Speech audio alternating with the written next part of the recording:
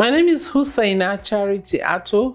I was brought into Evercare Hospital here in Lekki on the 23rd of July. My daughter brought me on Sunday evening.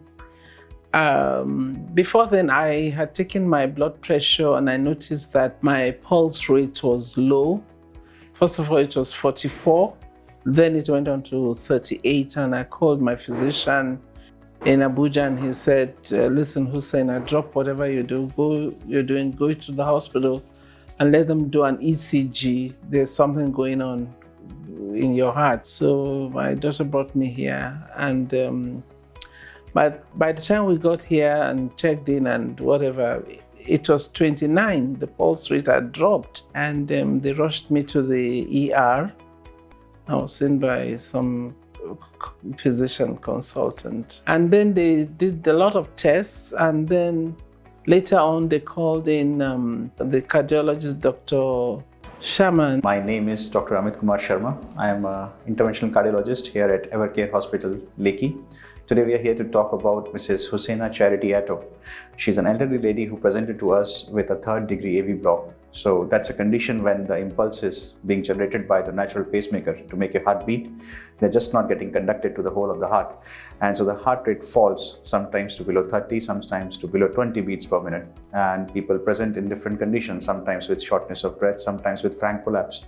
So she presented in such a state, and the immediate management for such a condition is to put a temporary pacemaker. So it can be done either through the groin or through the neck, and that's what was done in her case. Once we do that, we get the heart beating at a rate that's good enough, and then we look for causes for this condition. Sometimes it can be because of kidney disease that's causing electrolyte abnormalities.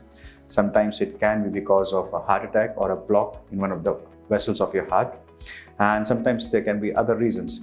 I was having some problems. My heart was blocked or getting blocked or something, and I needed a pacemaker. I've heard that word before, but I've never thought that I would, be somebody that would be needing it anyway. He went on and said he had to do it immediately, put in a temporary pacemaker, and if he found out later on from other tests that the situation was reversible, then they will take it out and I won't need a permanent one. But if my situation was irreversible, they will need to put in a permanent pacemaker within some hours. I was shocked.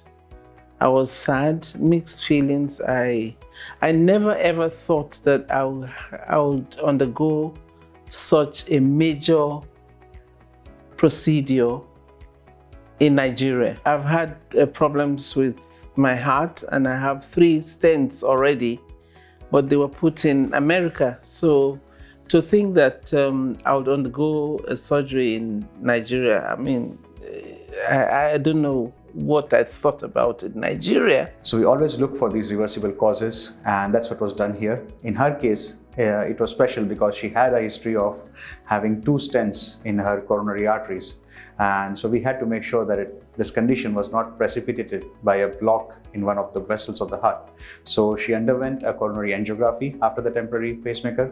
And once it revealed that there was nothing wrong there, then we looked at other reversible causes. Once all were ruled out, the best thing to do is to put a permanent pacemaker. Where in Nigeria can they do such a procedure successfully without any, side effects or some dangers or something?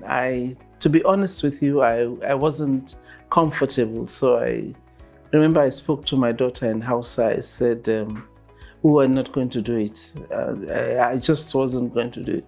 And he came on Monday and came on Tuesday morning, saw me and talked to my daughter and her husband. And so we had the procedure on Tuesday.